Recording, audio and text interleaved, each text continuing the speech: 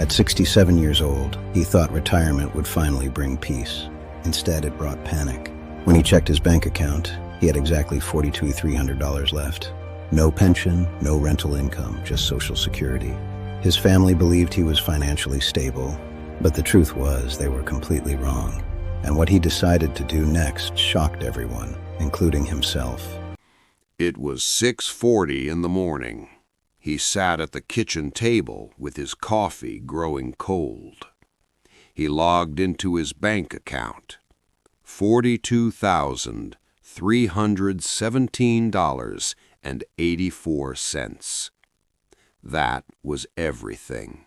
After 40 years of working, after raising 2 kids, after paying off a mortgage, that number didn't look like retirement. It looked like a countdown. He wasn't irresponsible.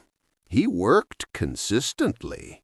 But he made 5 small financial mistakes that compounded over decades.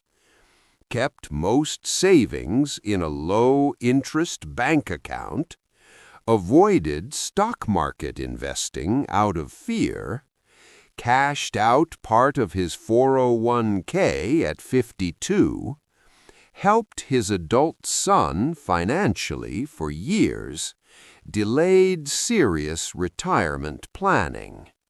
None of those felt catastrophic at the time. Together, they were. But his biggest mistake wasn't investing too little. It was assuming Social Security would cover everything. His estimated monthly benefit, $1,872. His monthly expenses, mortgage, $1,180, health care, $640, utilities and food, $950, car insurance and gas, $320. The numbers didn't lie. He would be short every single month. He ran the numbers again. And again. If nothing changed, he would run out of money in less than 4 years. 4 years. At 71, he could be completely broke. That thought kept him awake at night. Most people in this situation freeze. They begin by cutting back on their small daily expenses. They hope inflation slows down. They pray the market saves them. However, he chose not to follow the crowd. What he did next is something most retirees would never consider. He sold his house. After 22 years. His children were shocked. Why would you sell now? Because equity was the only leverage he had left.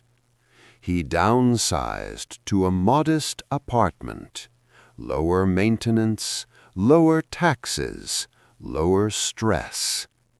That single move freed $180,000 in home equity. He didn't gamble it. He met with a fiduciary financial advisor. He built a conservative strategy. 50% low-cost index funds, 30% bonds, 20% high-yield savings. He created a withdrawal plan instead of guessing. Structure replaced fear. Then came the move that shocked his family most. He went back to work. Part-time consulting, 3 days per week. Not because he had to, but because it stabilized his future. Purpose and income returned at the same time. 2 years later, savings, $212,000. zero debt, predictable income, lower expenses. He wasn't wealthy, but he wasn't drowning anymore, and peace returned. Retirement isn't about stopping work. It's about managing risk. He didn't become rich. He became strategic, and that made all the difference. If you're over 50 and avoiding the numbers, look at them, because the earlier you face reality, the more options you still have.